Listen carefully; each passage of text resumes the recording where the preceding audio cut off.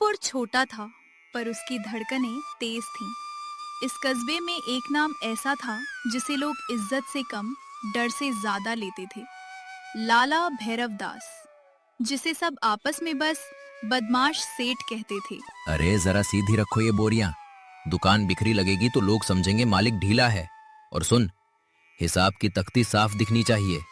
उधार लेने वाला पहले डरना चाहिए, फिर बोलना चाहिए। जी सेठ जी, सब ठीक करवा देता हूँ। आज सवेरे से ही कई लोग आपका इंतजार कर रहे हैं। खेत में बरसात कम हुई है, घर घर तंगी है। तंगी? तंगी ही तो मेरा मौसम है गोपाल। जब जेब खाली होती है ना, तब आदमी सबसे मीठी आवाज में बात करता है। सेठ की हवेली ऊंची थी, दुकान बड़ी थी और उससे भी बड़ा उसका अहंकार। उसे लगता था कि इस कस्बे की हर सांस आखिरकार उसके खजाने तक आकर ही रुकती है।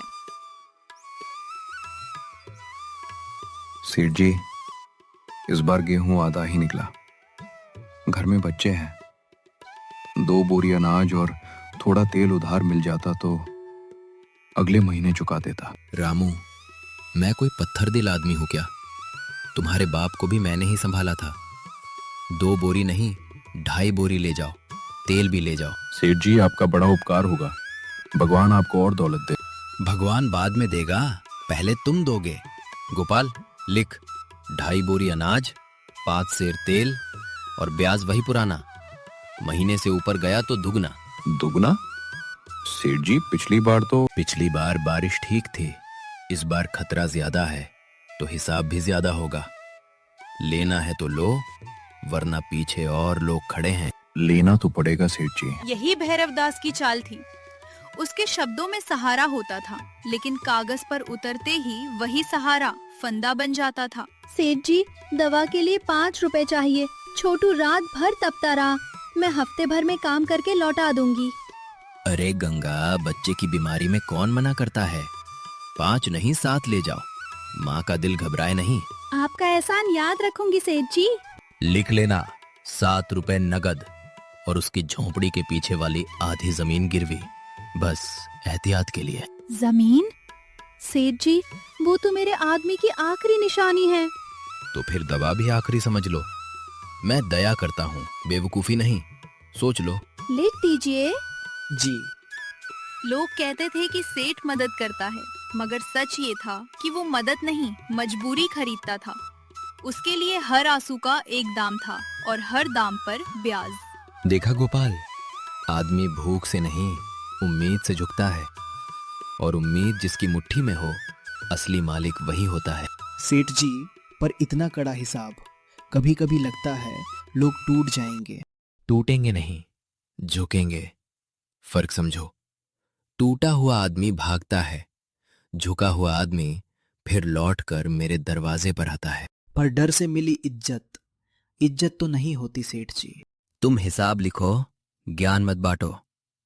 इस दुनिया में सबसे बड़ी ताकत न धर्म है, न रिश्ते, सिर्फ पैसा। जिसके पास पैसा, उसके सामने सच भी सिर झुकाता है। भैरवदास ये बात सिर्फ कहता नहीं था, जीता भी था। उसकी हवेली की हर दीवार, दुकान की हर तिजोरी और चालाक मुस्कान की हर रेखा इसी विश्वास से भरी थी। सुन रहे हो गोपाल? सिक्कों की ये खनक, यही असली भजन है। मंदिर की घंटियां पेट नहीं भरती, ये भरती हैं। हाँ सेठ जी, मगर लोग आपको देखकर रास्ता बदल लेते हैं। तो बदलने दो। डर भी एक तरह का सलाम है। मुझे वही सलाम पसंद है जो रीढ़ मोड़ दे। सेठ जी, चौपाल के पास वाले बूढ़े हरिनारायण आए हैं। कहते हैं बहुत जरूरी काम है, अभी मिलना है। हरिनारायण? वही बूढ़ा जो उधार लेते वक्त आंख मिलाकर बात करता है? जी वही। आज अकेले नहीं हैं, उनके साथ पूरा परिवार भी है। पूरा परिवार? अच्छा, इसका मतलब या तो वो गिड़गिड़ाने आया है या कुछ और सोच कर आया है। बुलाओ उसे अंदर। बाजार की हवा जैसे अचानक भारी हो गई। सेठ की आंखों में चमक थी, मगर इस बार दरवाजे पर खड़ी मजबूरी अकेली नहीं थी। उसके साथ शायद कोई फैसला भी चला आया था। दरवाजा खुलते ही दुकान में जैसे 2 दुनिया आमने सामने खड़ी हो गईं। एक तरफ दौलत का घमंड, दूसरी तरफ टूटती हुई इज्जत और घर बचाने की आखिरी कोशिश। सेठ जी, राम राम। मैं हाथ जोड़कर आया हूँ। बात उधार की है, मगर उससे भी बड़ी बात मेरी मिट्टी और मेरी बेटी की है। राम राम बाद में करना हरिनारायण, पहले ये बता, उधार चुकाने आया है या फिर वही पुराना रोना लेकर? बाबा धीरे बोलिए, सब लोग देख रहे हैं। सेठ जी, हिसाब साफ है। मूल, सूद, ऊपर से देरी का जुर्माना, रकम अब दोगुनी से भी ऊपर बैठती है। गोपाल बाबू, हिसाब में झुठला नहीं रहा, बस मोहलत मांग रहा हूं। इस बार फसल उठ जाए तो पाई पाई चुका दूंगा। मोहलत? अरे तेरे लिए तो मैंने बहुत मोहलत रखी। अब मेरी भी सुन, या पैसा या जमीन, और बहाने मत बना। सेठ की आवाज में ऐसा यकीन था जैसे फैसला पहले ही हो चुका हो। हरिनारायण समझ गया, यहाँ दया नहीं, सिर्फ सौदा बोला जाएगा। सेठ जी, जमीन चली गई तो हम जिएंगे कैसे? वही खेत है, वही रोटी है, वही मेरी औरत बच्चों का सहारा है। सहारा? सहारा तो रुपया होता है हरिनारायण, खेत तो बस उसके पीछे भागते लोगों का धोखा है। धोखा खेत नहीं देता सेठ जी, धोखा वो देता है जो मजबूरी देखकर शर्तें बदलता है। ए लड़की, जुबान संभाल। सेठ जी के सामने ऊंची आवाज। नहीं गोपाल, बोलने दे। जब घर डूबता है तो छोटे भी तैरना सीखने लगते हैं। गौरी चुप। सेठ जी बच्ची है, दुख में कुछ भी कह गई, आप बुरा मत मानिए। भैरवदास सेठ, मैं बुरा नहीं मानता हरिनारायण, मैं सिर्फ हिसाब मानता हूं, और हिसाब कहता है तेरी जमीन अब मेरी मुट्ठी में है। बात वहीं खत्म हो जानी चाहिए थी, मगर अपमान का पहला घूंट सबसे कड़वा होता है। हरिनारायण उसे निगल भी नहीं पा रहा था, उगल भी नहीं। सेठ जी, हम गरीब हैं, बेईमान नहीं। 2 महीने, बस 2 महीने दे दीजिए, मैं अपने गहने भी बेच दूंगी। गहने? तेरे उन पीतल जैसे कंगनों से मेरा सूद भी नहीं भरेगा। मुझे तरस की दुकान मत समझ। तो क्या चाहते हैं आप? खुलकर कह दीजिए। आदमी उम्मीद में ज्यादा मरता है। तो क्या चाहते हैं आप? खुलकर कह दीजिए। आदमी उम्मीद में ज्यादा मरता है।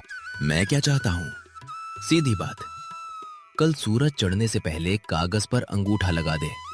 खेत, कुआं, मेड़ सब मेरे नाम। नहीं, बाबा अंगूठा नहीं लगाएंगे। वो खेत दादा ने अपने खून से सींचा था। खून से सींचा था? अच्छा है, अब मेरी दौलत उसे सोने से सींचेगी। दुकान में खड़े लोगों के चेहरों पर क्षण भर को गुस्सा चमका, लेकिन अगले ही पल सेठ का डर उस चमक पर राख बनकर बैठ गया। हीरा, इन्हें बाहर तक छोड़ाओ, और सुन, कल के बाद ये लोग मेरी इजाजत के बिना इस दुकान की तहरी पर भी ना दिखें। जी सेठ जी, चलो चलो यहाँ से। उसी शाम जब सूरज ढलकर गांव की पगडंडियों पर लंबी परछाइयां छोड़ गया, सेठ अपनी हवेली लौटा तो उसके कदमों में अजीब सी फुर्ती थी। गोपाल, देखा तुमने?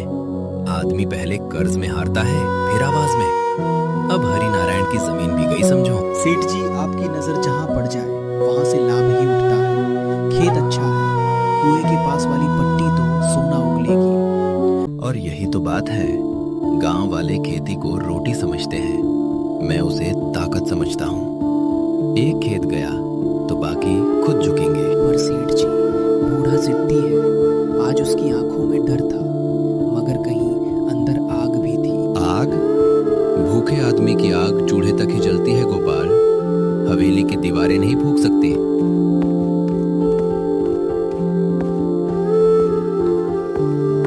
मगर उसी रात गांव के किनारे अपनी टूटी कच्ची दीवारों वाले घर में हरिनारायण की आंखों से नींद कोसों दूर थी।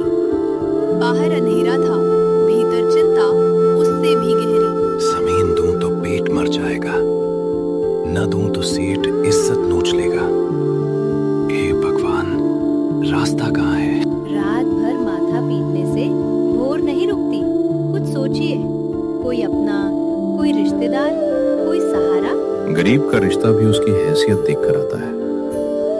जब घर डूबता है तो अपने भी किनारे खड़े रहते हैं। बाबा, मेरी चिंता छोड़ दीजिए, पर खेत मत छोड़िए। खेत गया तो हम हर रोज मरेंगे। बिटिया, मैं तुझे भी तो उसी मिट्टी में सुरक्षित देखना चाहता हूँ। सेठ की नजर जमीन पर है, पर मुझे डर है कहीं कल उसकी नजर और नीचे न गिर जाए। ऐसा मत कहिए, मन और कांपने लगता है। उस छोटे से घर में उस रात किसी ने ठीक से आंख नहीं मूंदी। हर सांस में एक ही सवाल था, क्या सुबह रहम लाएगी या बर्बादी का